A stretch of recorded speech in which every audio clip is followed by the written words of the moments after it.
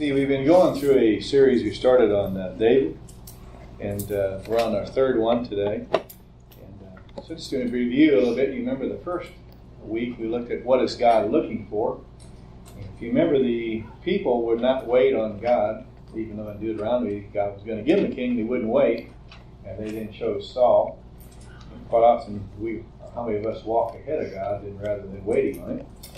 And then notice then God chose the man that He wanted in David, and because he would do His will, talk about being a man after God's own heart, that's how it's defined in Acts 13, and then he was completely His. And then David, while he was shepherding, he developed in his integrity and developed his skills as a shepherd.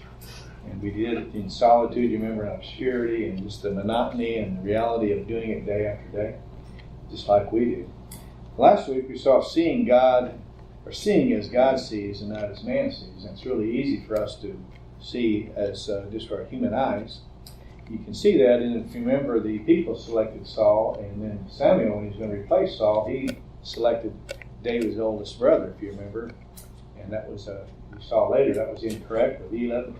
But God selected from the inward part, and He saw David in the inward parts that were so great. And then we talked about when we want to serve God where we're at. Why would God select us if we won't serve where we're at? If we won't start where we're at, whatever task it is, then why would He trust us with something else? Also, we saw those stepping stones. David was shepherd, and then he was in the court, and he was in the military, over the military. They're all stepping stones. We saw the same thing you think about with when we were going with Joseph. He was Potiphar's house, developing. When he was then in the jail, he was developing. So when he then did get the job of being second in command of Egypt, he certainly had developed. And then obviously the last one we looked like was serving with God's anointed and not against. And obviously Saul was against David the entire time, and Jonathan was for it. So we see that. So you think about it, let's just kind of do a little review. David is shepherded faithfully, right? He has been selected and anointed to be king of Israel. Think about it then, he's going to be the next king. He serves in the court. David just goes out and defeats Goliath. He's now a national hero and a national entity. And you would expect that the next step would be what? King. But he's getting ready to go into the darkest days of his life. How long were those dark days between Goliath and the time he becomes king? 7 years. Roughly 15 years.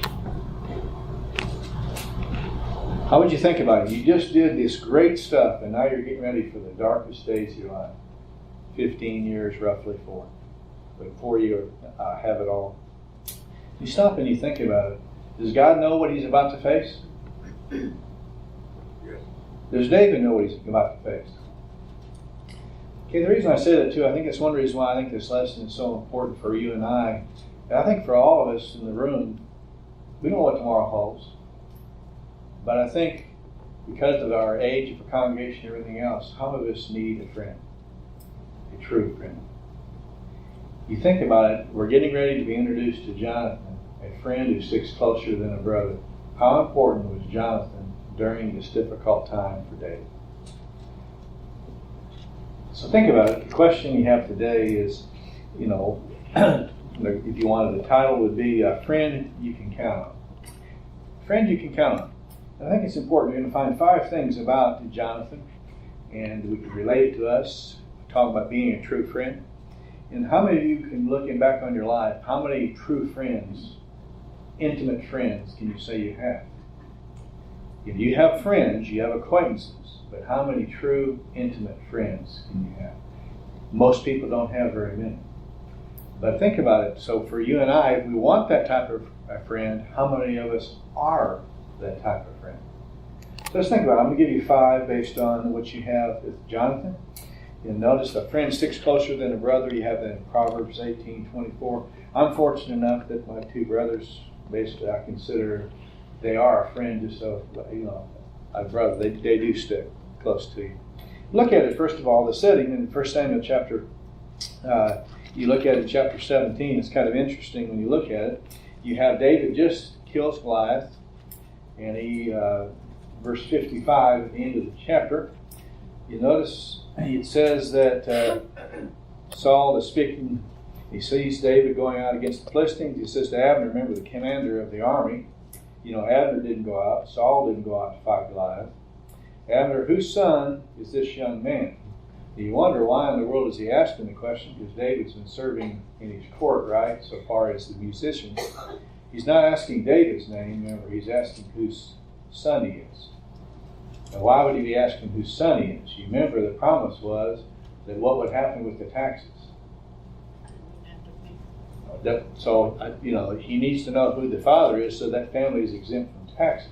He's not asking who David is. I think it's important to recognize. Although he could be asking in a sense, how many of you, it happens to me a lot when I'm at the refinery and then I go somewhere else and somebody sees me in clothes other than my refinery clothes, they don't know who I am. You can say the same thing with David, the musician, he's over here and all of a sudden you see him on the battlefield, it's in a different scene and you may not recognize him quite as much. Okay, so this is the background you have. So notice first of all, in verse 1 to verse 4 of chapter 18, a friend you can count on. Notice the first thing, a friend is willing to sacrifice. Friend is, by the way, you think about this, was Jonathan at the battle scene?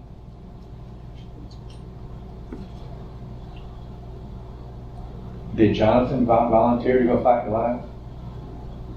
No. Saul didn't, Abner didn't, Jonathan didn't. But Jonathan sees David, which, by the way, who's older, Jonathan or David? Jonathan, probably. Jonathan. David wasn't old enough to even be in the military yet. His three older brothers went. Jonathan goes. Jonathan is completely fitted in armor. So you think about it.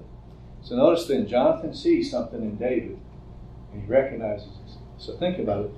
A friend is willing to sacrifice. Notice in verse 1 then to verse 4, and it came about when he had finished speaking, talking about David, to Saul, that the soul of Jonathan was knitted to the soul of David. Jonathan loved him as himself. Saul took him that day and did not let him return to his father's house. You remember he was going back and forth as the musician shepherding Saul. Now he stays. Then Jonathan made a covenant with David because he loved him as himself. Second time Moses made that statement. Jonathan stripped himself of the robe that was on him, gave it to David with his armor, including his sword, his bow, and his belt. Notice it was thinking about it, was it David's choice or was it Jonathan's choice? Who chose to make the commitment initially? Jonathan did. Did it cost him anything? When he makes this statement, notice he is saying, you are going to be the next king. I recognize that the Spirit has left my Father, He's with you, and you're the leader that we need. He's also saying, I am not the leader that we need.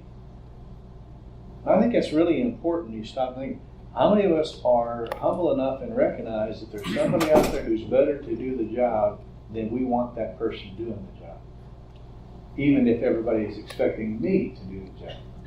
So notice then you have the cost that you have. The cost, you think about it, only when he gives up that armor and everything else, but isn't Jonathan also, doesn't he also go out and fight? What is he giving up? If you're going out to fight, how many of you want to have armor? How many of you want to have a sword? He's giving it to David because David's going to need it because he needs protection to become king in these different battles. And Jonathan's willing to say, I'm going to help protect you by giving what I have to protect you, which makes him very vulnerable. So you think about it, if you're a true friend, you're willing to sacrifice. That's a tremendous sacrifice. You go on, I'll just read in chapter 20 and verse 4, which we'll get to in a minute. Jonathan asked David, whatever you say, I'll do. Now, how many of us will do that to different friends? Whatever you say, I'll do. If you need money, I'll give it to you. I'll borrow it, whatever you need. True friend, you're talking about a legitimate need, you really can see it. I never forget, I had a guy that I worked with at UPS and went to college with. Pat was his name. Gene remembers, a neighbor of ours. He had a friend in the military by the name of Rick. Rick lived in Oklahoma. We're in Alabama. Rick had got out of kind of went wayward out of the military. Pat's had a burden for him. He knew about it. He drives, he's off work Friday night at UPS, drives all night, gets to Oklahoma, visits with him the entire weekend, drives all the way back to get back to school and go back to work. It changed Rick's life, and Rick came down to Southeastern and went on Bible college. Did it cost him something? It sure did. When you have a family and a little one, you're only working part-time at UPS and going to school full-time. That was quite a cost. But I'll never forget, he went on, he's a minister today in Southern Baptist Convention. Pat is. Rick is the same thing. But notice what kind of cost. Does he have an excuse not to go? Was he busy? Did he have the extra money? No. But Rick needed him. So think about it. Do my friendships cost me anything? What am I willing to do or to give up? I think most of us want a friend like that, but how many of us are willing to be a friend like that? It will cost you things. When there is a need, it will cost. So first of all, a friend is willing to sacrifice. Second thing you're going to find, this is in chapter 19. If you remember in 18, we saw that last week a little bit of the review. Remember they start singing the songs about how many people David killed versus Saul, and Saul becomes jealous. And then it goes on a little bit further. 4 times in the chapter it says David is prospered in all he does because of the Lord, and Saul sees it and is very upset about it, and he's very suspicious rather than working with it. Do you remember then the marriage? He's supposed to be married to the daughter because he killed Goliath, and the dad takes it away. And Michal, it said Saul's second daughter, wants to marry him. And then Saul thought, well, I'll get rid of him. I'll tell him you got to go kill 100 Philistines. And David said, okay, rather than kill 100, I'll kill 200. And does it, so he's kind of obligated to marry him. And so that's kind of what happens where you take you then to chapter 19. So notice then the second thing. Besides a friend is willing to sacrifice, a friend has your back. Notice in chapter 19, 1-7 with Jonathan. Now Saul told Jonathan his son and all his servants to put David to death. But Jonathan, Saul's son, greatly delighted in David. So what's the king tell you to do? Kill him. Kill him. He's opposition. Most of the time, Jonathan, if you're like most, that's the opposition to become king, and you're in line to become king, you get rid of the opposition. If you don't think it happens, just look around the world and we see it happen all the time in different countries. You kill the opposition. So that's what he's told to do. Remember, Jonathan is a true friend of David. So notice then what happens in verse 2 is revelation. So Jonathan told David, saying, Saul my father is seeking to put you to death. Now therefore, please be on guard in the morning, and stay in a secret place and hide yourself. What does he tell him? You know, if he just keeps quiet, Saul kills him. Jonathan didn't kill him. And what happens with Jonathan? He becomes king. Again, was it sacrificial? Yes. Notice also, does he have your back? If you go against the king, and you remember in the previous chapter, he tried to throw out a spear and tried to spear him against the wall twice. So you know how volatile your dad is. And if you go against your dad, what's he going to do to you? He's going to turn against you. But notice he has your back. Notice then what he does. Notice his risk that he takes in verse 3-6. And I'll go out and stand beside my father in the field where you are. And I'll speak to my father about you. And if I find out anything, then I'll tell you. Then Jonathan spoke well of David to Saul his father, and said to him, Do not let the king sin against his servant David, since he has not sinned against you, and since his deeds have been very beneficial to you. For he took his life in his hand and struck the Philistine, and the Lord brought about a great deliverance for all of Israel. You saw it and rejoiced. Why then will you sin against innocent blood by putting David to death without a cause? Saul listened to the voice of Jonathan, and Saul vowed, As the Lord lives, he shall not be put to death. Then Jonathan called David, and Jonathan told him all these words. Jonathan brought David to Saul, and he was in his presence as formerly. Okay, did he have his back? Did he stand up? By the way, how much would it be basically, Dad, you're wrong? You're king, and you may be the top dog, but you're wrong in what you're doing, and this is what's wrong. Remember, the same thing happened with Abigail with David when he was going to kill her husband. He reveals, hey, what you're going to do is wrong, and this is why. A true friend has your back and will speak the truth. I think it's important because how many times when you do that are you alienating yourself potentially from other people? It's one thing I've always liked about Grady when people have said something about him, about other people. He said, well, let's go talk to them and see what they have to say. Quite often we'll stop a conversation. When you're putting somebody down and you say, let's go talk to so-and-so and let's get their view of the version or of what transpired, things quite often will stop and you'll cease the conversation. But how many have each other's back? Am I really willing to risk my neck to defend a friend who's falsely accused? You think about it. Remember, it's going to cost me something. Okay, so a friend has your back, and then a friend is also will give up things sacrificially. The third thing you have is notice when you go a little bit further in chapter 20. Now, the next two parts of the chapter, Michal, which is his wife, protects him by lowering him down because she loved him. Now, Michal, when you get to 2 Samuel chapter 6, when David dances before the Lord, she now changes and she despises him in her heart. Possibly she loved him early on because, you think about it, all the attributes David had. Was he good looking? Okay. Was he good in the military? Was he a national hero? You think about it, obviously he was pretty good at speaking because obviously what he wrote, a poet and everything else, and a musician. You could easily be infatuated with what all's taking place. And all of a sudden, when she gets to know him better, she'll know how quickly, easily things can change. And relationships can be that way. But notice then, so she protects him. And obviously her husband Saul gets mad at his daughter. And then Samuel protects him. And interesting with Samuel, 3 different times Saul sends people down to kill David. And instead of killing David, the Holy Spirit comes upon them and they start prophesying and they join David's side. Saul and Samuel's side. So instead of going against him, they, and again, we laugh about it, but if we go against God, think about it, you go against God's anointed, you're going against God. So notice then the third thing I think is a friend is completely open and honest with each other. I think that's one reason why people hesitate in true friendship, because they don't want to be totally honest with each other. Notice in chapter 20, David flees, and verse 1, and he says to Jonathan, what have I done? What is my iniquity? What is my sin before your father, that he is seeking my life? And he said to him, far from it, you shall not die. Behold, my father does nothing, either great or small, without disclosing it to me. So why should my father hide this thing from me? It's not so.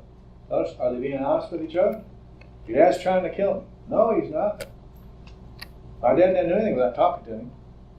Notice the next one. David vowed again, your father knows well that I have found favor in your sight. And he said, do not let Jonathan know this, lest he be grieved. But truly, as the Lord lives and as your soul lives, there is hardly a step between me and death. Okay? Does David see the truth? Jonathan doesn't see it. But they're being honest, back and forth, dialogue going back and forth. What you have taking place. Notice the request then, starting in 4 down to 11. Jonathan says to David, whatever you say, I'll do it. David said, tomorrow is the new moon, and I ought to be sitting to eat with the king, but let me go that I may hide myself in the field until the 3rd evening. If your father misses me at all, and said, David earnestly asked leave of me to run to Bethlehem, his city, because it is the yearly sacrifice there for the whole family. If he says it is good, your servant shall be safe. But if he's very angry, know that he had decided on evil. Therefore deal kindly with your servant, for you have brought your servant into a covenant of the Lord with you. If there's iniquity in me, put me to death yourself, for why then should you bring me to your father? Jonathan said, far be it from me, for if I should indeed learn that evil has decided by my father to come upon you, then would I not tell you about it? Thus again, are they being honest back and forth? Totally honest. And I think it's important. One of the things you have with accountability partners is why most people don't have it. How many people are totally honest with what they're feeling with each other? Back and forth. And notice then Jonathan then tells him where to go in the field. And we know the story. But notice again, they're totally honest. After, we'll jump over just for a second. We'll go back to it in a minute. But go over to the same chapter, but verse 40 and 41. And what do you see? Talking about being totally honest. Jonathan gave his weapons to the lad and said to him, "Go bring him to the city." When the lad had gone, David rose from the south side and fell on his face to the ground and bowed 3 times. They kissed each other and wept together till David and walked. Were they open and honest with each other? You know, it's amazing. I think it's true friends are that way.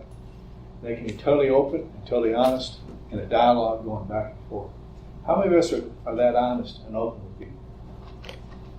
I think what happens is very few people are open and honest. Very, very guarded. Older people get the more so. And I think it's important for us to be completely honest with each other. Think about this thought. Who can I be completely open and honest with? What would it require? Would it require a little bit of vulnerability? Would it also require you to keep the trust? How many of you have ever told somebody in confidence only to have it told other places? And when that happens, what happens to you? You're less likely to share the next time. So we have to be very careful who you give your confidence to, but also notice then what kind of friend are you? When somebody gives you a confidence, how confident? Or how many of it, the Christian way we do it is, I have a prayer request. We're going to tell something about somebody else for them to pray about it, for that individual. Be careful, because obviously you just broke the trust, and the chances of that friendship becoming deeper are very slim. So think about it. If you think about the ones we had so far, it's a friend willing to sacrifice. A friend has your back. A friend is completely open and honest. Notice the next one, I think, is what you have earlier in the chapter, which I skipped. If you go down to the part that you have in verse 12 down to 17, it's interesting what you have. In 12 to 17, Jonathan knows what's ahead, and so does David. Notice what Jonathan asked of David. In verse 12 to chapter 20. The Lord, the God of Israel, be witness. When I have sounded out my father about this to you tomorrow, or the third day, behold, if there is good feelings towards David, shall I not then send for you and make it known to you? If it pleases my father to do you harm, may the Lord do so to Jonathan, and more so, if I do not make it known to you and send you away, you may go in safety. And may the Lord be with you as he has been with my father. Notice the basis, then, the fourth thing that you have. If I'm still alive, will you not show the loving kindness of the Lord, that I may not die, and that you will not cut off your loving kindness from my house forever, not even when the Lord cuts off every other enemy of David from the face of the earth? So Jonathan made a covenant with the house of David, saying, may the Lord require it at the hands of David's enemy. Jonathan made David vow again because of his love for him, because he loved him as he loved his own life. The fourth thing, a friend has a hesed relationship. Hesed is the Hebrew word basically meaning love and loyalty. Does he love him? And was he loyal? Now, most people don't stop and think about it. Remember, then Jonathan knows he's going to die. And he knows that normally the new king kills off all the offspring of the old king. As long as there's someone alive, there's going to be opposition. So people from Benjamin are going to always want one of the Benjamites, one of Saul's descendants to reign. They do not want David. So there'll always be. So what happens then when Jonathan and Saul die in battle, according to 2 Samuel chapter 4, you remember the maid drops Mephibosheth, drops him and he becomes lame in both feet. So when David then takes over, what does David ask? Go over to 2 Samuel. We'll look at it. 2 Samuel, you have it in chapter 4 and verse 4, and then it's also in chapter 9.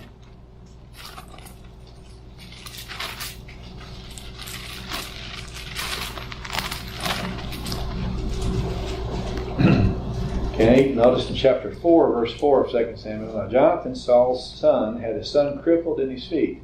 He was 5 years old when the report of Saul and Jonathan came from Jezreel, and his nurse took him up and fled. And happened that in her hurry to flee, he fell and became lame. Okay, so he's lame. So where does she take him? If you go over to chapter 9, you're going to find where she takes him. Chapter 9, notice this, David becomes king, first of only Judah, and then he later becomes king over all of Israel. Notice in verse 9, chapter in verse 1, and David said, "Is there yet anyone left in the house of Saul that I may show kindness for Jonathan's sake?" The word there for kindness, what word do you think it is? Hesed. That's what, remember, that was their relationship. Jonathan had Hesed love for David. David then gave his word, his love, and his loyalty. I will do it. Is there anybody left? There's one left. They have to go look for him. And notice in verse 4, in verse 5, the king said to him, "Where is he?" And Ziba said to the king, "Behold, he is in the house of Mechar in the sun." Notice in location. Lo-debar. Where is Lo-debar, and what does it mean? Lo means no, and debar means pasture. They're in the wilderness. Because who's going to go looking for somebody out in the middle of nowhere? But if you give somebody your word, are you going to go to every great length to keep your vow? Who else is alive that knows about the vow? It was only between the two of them. How important in the friendship is it to keep your word and have Hesed love for it? Because, by the way, it does cause him problems later on because he spared his life. But I think it's important when we give our word, we have to keep our word, no matter what happens, no matter what it costs. It's one of the problems we have in our country. We do not keep our word. Other countries don't keep their word. And that's where problems are. So notice, I think, the fourth one, friends have a Hesed relationship. They love and loyalty with each other no matter what the cost is. Now, who have I given my word to, and am I keeping it? Is character more important than cost? If you give somebody your word, you better keep it. There are times, I never forget, when you get with customers, you give their word on a price, and all of a sudden you forget, and there's some other expenses that you had forgot about. What happens? You eat it because you gave them the price. You do not change the price. Next time you might remember to write it down. But you have to be true to your word. So I think a friend is. He has a Hesed, loyal relationship to him. He has their back. The last one I want to think about, 1 Samuel chapter 23. Let's look at this. Remember, David is running all over. Saul's chasing him everywhere he goes. He's hidden by by the different nations. He's hidden in the Philistines. He's hid by Amalekites. He's hidden in the cave, and he spares his life. And Saul kills the priest, you remember, and he's at Keeleph. And remember, Keeleph, they're going to turn him over, so he has to flee again. And he's in the wilderness of Ziph, which, by the way, Ziph is way down south. It's a very desolate place, and you find it in chapter 23. This is where David is. When he leaves, in verse 13, David and his men, 600, rose and he departed there. And wherever they would go, it would be told to Saul where he's at. And David stayed in the wilderness, and the strongholds remained in the hill country, the wilderness of Ziph, in verse 14. And Saul sought him every day, but God did not deliver him. So every day Saul's trying to find him, and every day God's miraculously getting him, delivering him. Saul can't find him. Notice in verse 15 and 16, David became aware that Saul had come out to seek his life while David was in the wilderness of Ziph and Horesh. And Jonathan, Saul's son, rose and went to David at Horesh and what? Encouraged him. Jonathan found him. But at what risk is that done? Your dad's going everywhere trying to kill him. If he catches you with him, what's he going to do to both of you? So I'm thinking about it. A friend is a source of encouragement. If you are David, how encouraging is it going to be to see Jonathan coming? And notice it says Jonathan is encouraging David. Do you think you're a tad bit tired of running? You see that in the Psalms of all that he wrote. And here you have Jonathan knowing, he says, by the way, this is the last time they see each other alive. Recorded in Scripture. That's quite a trip when you look at 25 miles from Jerusalem down if you went by the way of the crow flies, and you definitely don't go by the way the crow flies. How long would it take him to get there? But he's sitting there and he encourages him. So the two of them made a covenant before the Lord, David stayed at Horsh, and Jonathan went back home. He needs encouragement, and he did whatever it took to get there, at whatever risk to get there, to encourage him. How many of us are willing to go and encourage somebody when they're really down?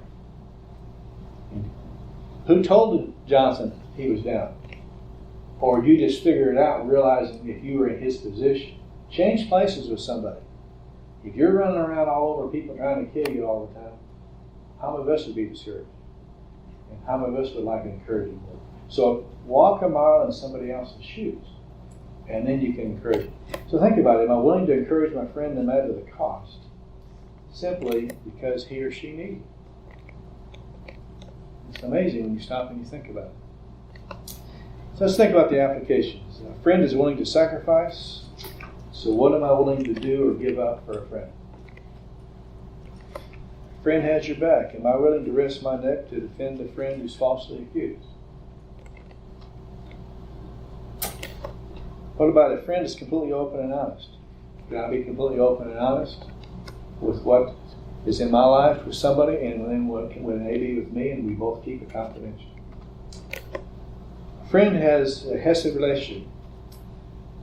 Who have I given my word to, and am I keeping my word? And the last one, am I willing to encourage my friend no matter the cost, simply because he or she needs it? What did David get out of the relationship? Or what did Jonathan get out of the relationship? He had a friend, but Jonathan gave a tremendous amount because he loved him. So I think about it. What kind of friend are we? What kind of friend are we? What kind of friend are we? What kind of friend are we?